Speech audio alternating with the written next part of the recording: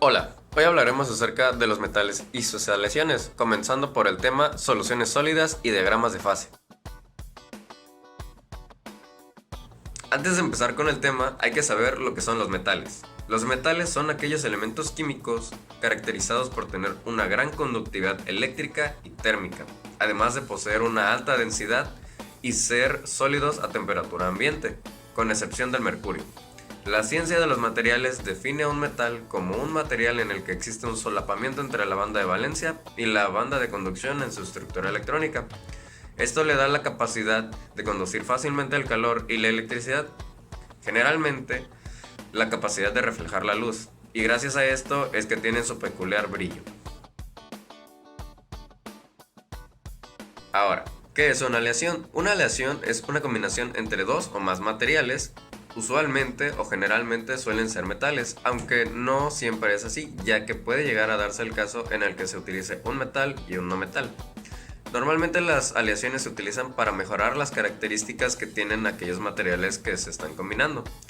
Una aleación se considera como una mezcla, dado que no producen reacciones químicas entre los elementos juntados, es decir, sus átomos no se entrelazan ni cambia la constitución de sus moléculas.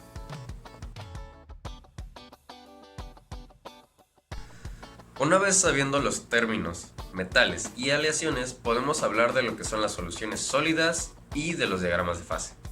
Una solución sólida es una solución en estado sólido de uno o más solutos en un disolvente. El soluto puede incorporarse dentro de la estructura cristalina del disolvente, bien mediante sustitución, reemplazando cada átomo del disolvente por un átomo del soluto, y este formará una solución sólida sustitucional o bien de forma intersticial, encajándose los átomos del soluto dentro del espacio que hay entre los átomos del disolvente. Ambos tipos de solución afectan a las propiedades del material, ya que distorsionan, aunque sea un poco, la estructura cristalina y porque perturban la homogeneidad física y eléctrica del material disolvente. Para tener un ejemplo más claro de lo que es un solvente y un soluto es la liquidencia que se absorbe, es decir, que se parte o se pinta de otra sustancia, que es en este caso el disolvente, por lo que se puede agregar en un estado de agregación diferente al comienzo del proceso de disolución y experimentar una transición de fase. Y el solvente es una sustancia química en la que se diluye un soluto. Puede ser un sólido, un líquido o un gas, químicamente diferente al solvente en el que se piensa combinar, dando como resultado en una disolución. Normalmente en el componente de una disolución es presente en mayor cantidad el solvente. Para tener un ejemplo más claro acerca de esto, el ejemplo más sencillo es que el solvente sea el agua. El agua es considerado el solvente universal gracias a sus propiedades químicas que pueden llegar a afectar a muchos materiales. Ok, entonces en este caso el solvente es el agua. Y como soluto podemos utilizar desde nuestra casa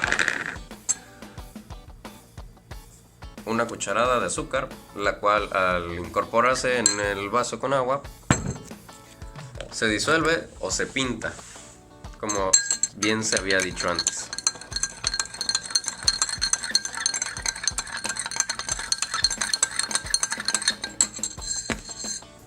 Quedando como una sustancia homogénea.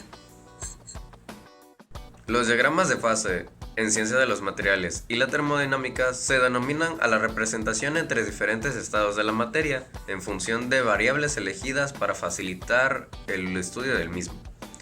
Cuando en una de estas representaciones todas las fases corresponden a estados de agregación diferentes, se suele denominar diagrama de cambio de estado. Los diagramas de equilibrio pueden tener diferentes concentraciones de materiales que forman una aleación a distintas temperaturas. Dichas temperaturas van desde la temperatura por encima de la cual el material está en la fase líquida hasta la temperatura ambiente y en que generalmente los materiales están en estado sólido. A continuación, una representación gráfica. Como siguiente tema hablaremos acerca del hierro y sus aleaciones. Como una pequeña introducción podemos ver que los metales y sus aleaciones utilizados en el ámbito de la industria y la construcción se dividen en dos principales grupos. Son los ferrosos y los no ferrosos. En el ámbito de los ferrosos son aquellos que contienen hierro como su ingrediente principal, es decir, las numerosas calidades del hierro y del acero. Y en el otro grupo son los no ferrosos, son aquellos que no contienen hierro. Y estos incluyen el aluminio, el magnesio, el zinc, el cobre, el plomo y otros elementos metálicos. Las aleaciones como el latón y el bronce son una combinación de algunos de estos metales no ferrosos y se les denomina aleaciones no ferrosas. El hierro es el cuarto elemento más abundante sobre la corteza terrestre. Es el constituyente principal de algunas de las más importantes aleaciones de uso de la ingeniería.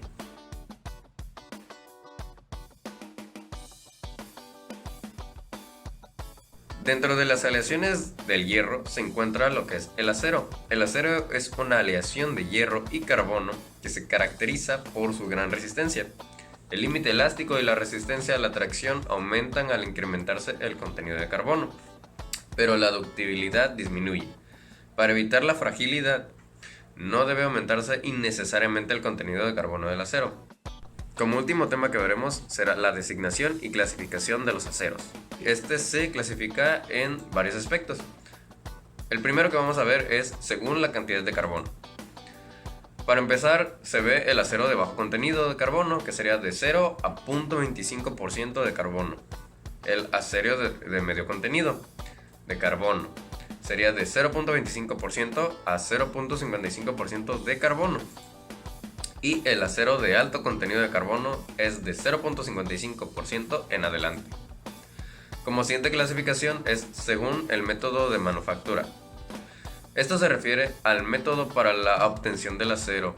Se clasifica en acero Bessemer, acero de horno, básico de oxígeno, acero de hogar abierto, acero de convertidor rotatorio caldo, acero de horno eléctrico, acero de convertidor Martin Siemens, acero de crisol y acero de convertidor L-D. Otra clasificación es según el uso. Según el uso en el que se le dará al acero se clasificará en acero para herramientas, acero para máquinas, acero para resorte, acero para calderas y acero estructural. Aquí vemos lo que es su composición química y este método indica por medio de un sistema numérico el contenido aproximado de los elementos de aleaciones importantes del acero. El método es el método de clasificación más conocido. Ahora vamos a ver lo que son los aceros para herramientas.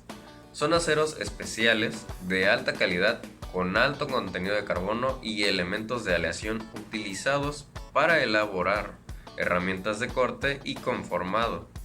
Estos son esenciales en el proceso de todos los demás aceros. Vamos a ver lo que son los aceros inoxidables. Los aceros inoxidables son aquellos aceros con una alta aleación de cromo adicionado con níquel para mejorar la resistencia a la corrosión y a la oxidación. Vamos a ver los hierros fundidos, que son básicamente como aceros, una aleación de hierro y carbono. Se suele producir en un horno de cubilote y se producen en lingotes. Las propiedades generales de estos es de que la fundición es el único proceso aplicado a estas aleaciones. Normalmente no es adecuado para estirarlos en varillas o alambres. La ductilidad del hierro fundido es muy baja. No son maleables a cualquier temperatura y son baratos. Hay distintos tipos de hierros fundidos. El color de la fractura era el factor para determinar el 1888. El que utilizamos hoy en día es de acuerdo a su estructura metalográfica dependiendo del contenido de carbono de los elementos de aleación y el tratamiento térmico aplicado después de fundirse. Se dividen en primarios, que son producidos en un horno de cubilete y son 3. Hierros fundidos grises, hierros fundidos blancos y hierros fundidos dúctiles. Y los secundarios son tratamientos térmicos y aleaciones de los 3 tipos primarios. Serían hierros fundidos aleados, hierros fundidos maleables y hierros fundidos enfriados rápidamente. ¡Pum!